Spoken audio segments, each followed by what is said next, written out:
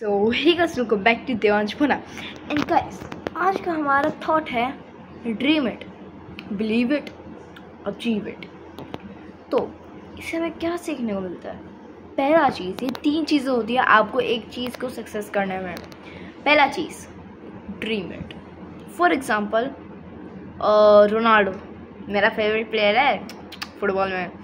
तो रोनाल्डो ना मैं आपको रोनाल्डो की एक स्टोरी बताता हूँ। जब रोनाल्डो बच्चा था उसका ड्रीम ना फुटबॉल था। वो पहले उसके फैमिली और वो बहुत करीब थे, उसके बस पापा ही थे और कोई नहीं था, उसके सब लोग मर गए थे, बस पापा ही थे।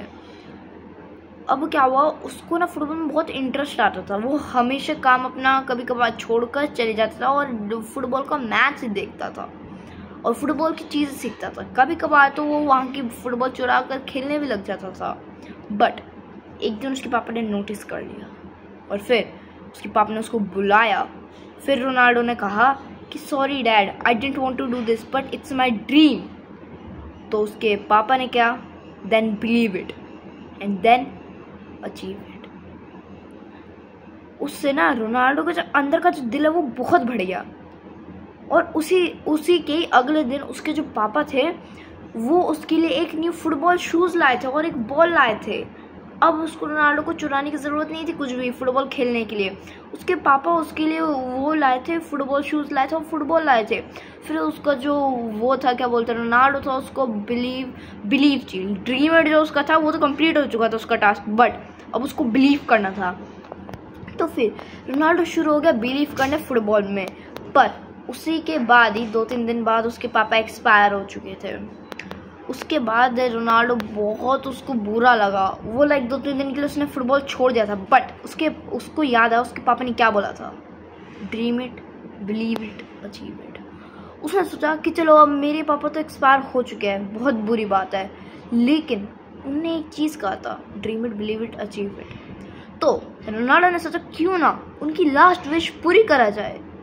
तो फिर रोनाल्डो गया, उसने बिलीव करा खुद पर और फिर वो अपनी स्कूल की टीम की नेशनल टीम में पहुंचा।